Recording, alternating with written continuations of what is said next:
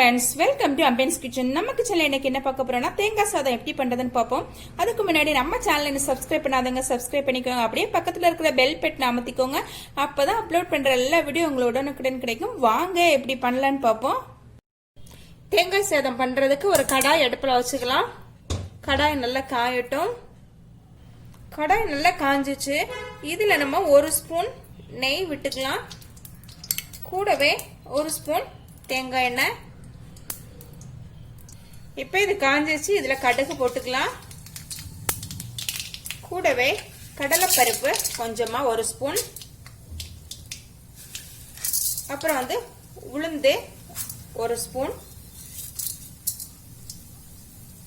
அப்புறமா ஜீரகம் ஒரு ஸ்பூன். இது ஓரளவு வறுபடட்டும். இது கூடவே ஒரு 10 போல முந்திரி. இது ஆப்ஷனல் தான், தேவைன்னா போட்டுக்கலாம்.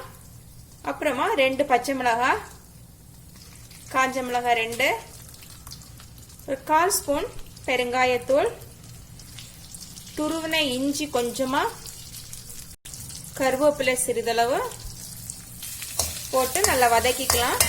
ஓரளவு வதங்கட்டும். இப்ப நம்ம தேங்காய் சேர்த்துக்கலாம்.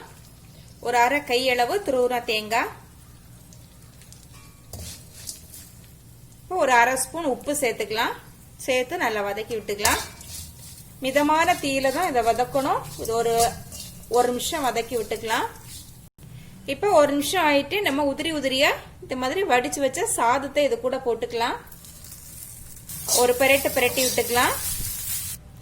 இப்ப நம்ம கொஞ்சமா மல்லியில தூவிட்டு அப்புறமா ஒரு ஸ்பூன் நெய் விட்டு நல்லா கிளறி இதை இறக்கணும்னா நம்ம தேங்காய் சாதம் ரொம்ப சுவையா சூப்பரா ரெடி ஆயிரும்.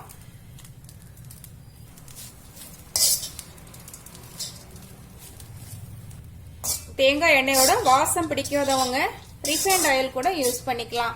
அப்புறம் நெய்யை அவாய்ட் பண்ணிட்டு வெறுமே நீங்க ரிஃபைண்ட் ஆயில யூஸ் பண்ணலாம்.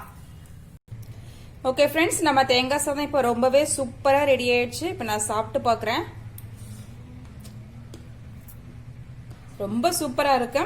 ஓகே ஃப்ரெண்ட்ஸ், இந்த ரெசிபி உங்களுக்கு பிடிச்சிருந்தா அம்பியன்ஸ் கிச்சன் சப்ஸ்கிரைப் பண்ணி லைக் பண்ணி ஷேர் பண்ணி கமெண்ட் பண்ணுங்க. இன்னும் மீண்டும் நல்ல ஒரு ரெசிபியோட உங்களை சந்திக்கிறேன். பாய்.